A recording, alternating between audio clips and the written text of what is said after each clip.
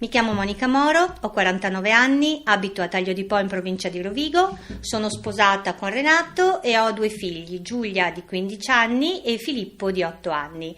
Lavoro come medico responsabile in pronto soccorso a Portoviro e dal 2009 sono impegnata in provincia come consigliere e dall'anno scorso sono consigliere comunale a Taglio di Po. Mi candido per il PDL nella lista elettorale per la Camera e sono al 20° posto.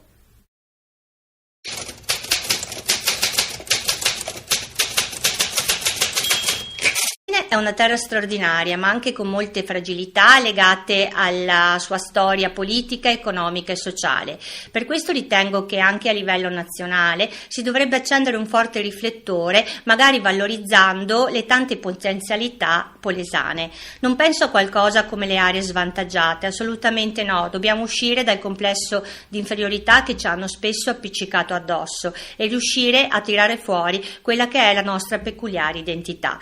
Valorizzando quello che è il grande fiume, valorizzando il delta, che dal punto di vista turistico è poco conosciuto, però è una terra straordinaria e ha un valore importantissimo.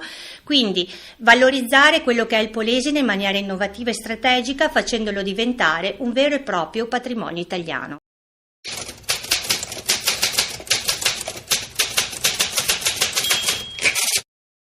Così difficile, per non dire drammatico, la ricetta sarebbe meno tasse o almeno sapere dove vanno a finire le nostre tasse, non che un IMU salvi una banca.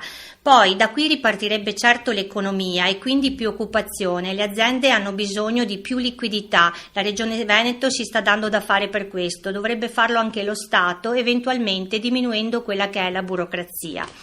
Poi un'attenzione quasi maniacale ai nostri giovani, non possiamo permetterci di spegnere intere generazioni togliendogli il sorriso.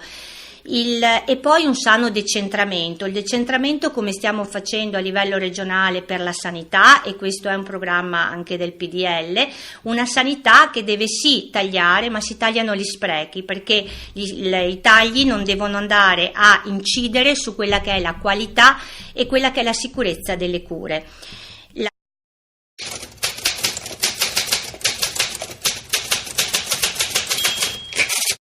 Molto semplice, la mia promessa è di un impegno totale per realizzare quanto ho appena detto, con determinazione e dedizione, con una presenza sul territorio, quello che finora non è mai stato fatto. Sarebbe l'unico modo per far ritrovare la fiducia nella politica agli elettori e vorrei riuscire a guardare negli occhi i miei elettori e i miei cittadini come guardo negli occhi i miei figli tutte le mattine.